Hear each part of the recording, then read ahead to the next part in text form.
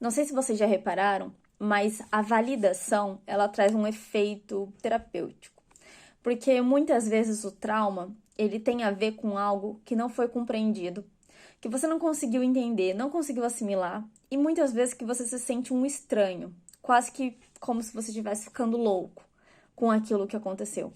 Eu gostaria de falar um pouquinho com vocês sobre o Ferenczi. Ele foi um psicanalista húngaro ali do século passado, e ele falou sobre o trauma muito associado a essa ideia que é quando a gente tem essa sensação que algo aconteceu com a gente não consegue dar um sentido, então aquilo fica confuso.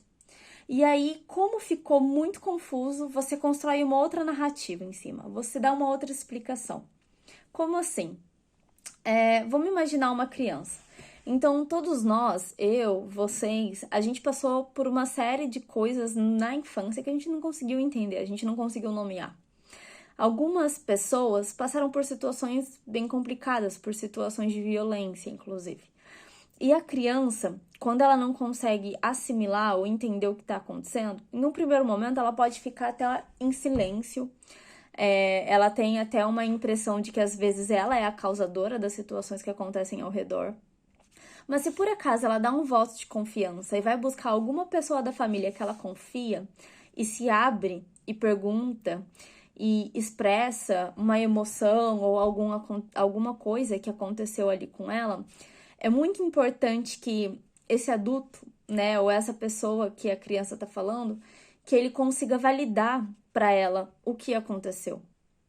Para a gente olhar de uma forma bem nítida para isso, imagina uma criança que passou por uma violência e aí quando ela decide contar para alguém que ela confia, essa pessoa, esse adulto não acredita. Não acredita nessa história, acha que é coisa da cabeça da criança e diz que não foi bem assim, que não foi isso que quis dizer, que não foi isso que aconteceu, que ela tá imaginando coisa.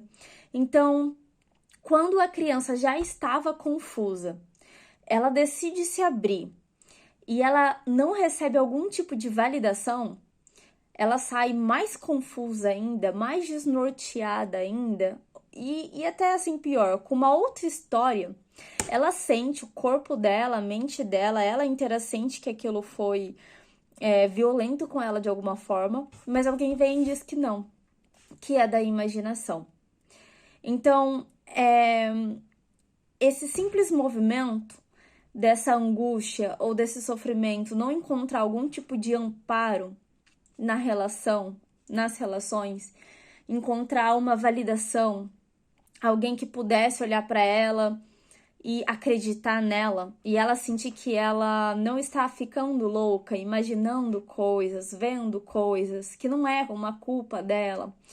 O fato dela não conseguir encontrar esse amparo do lado de fora é o que pode criar um trauma.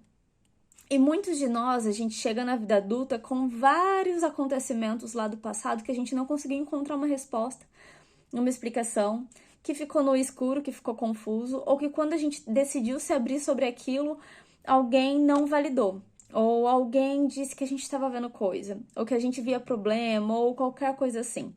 Isso vai criando uma confusão mental e a gente vai deixando de confiar até na nossa própria capacidade de perceber as coisas, de observar.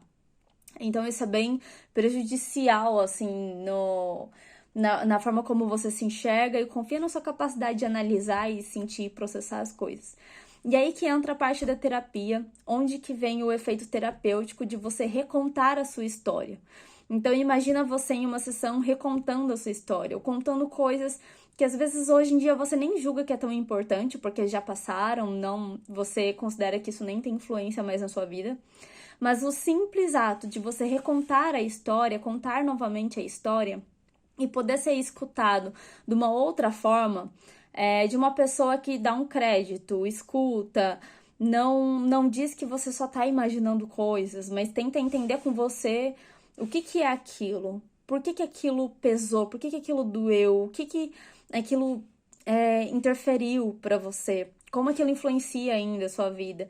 Então essa escuta, ela parece ser muito simples, mas ela vai trazendo uma nova forma de você perceber a sua própria história, mesmo que foram coisas que aconteceram há muito tempo atrás, e compreender e assimilar.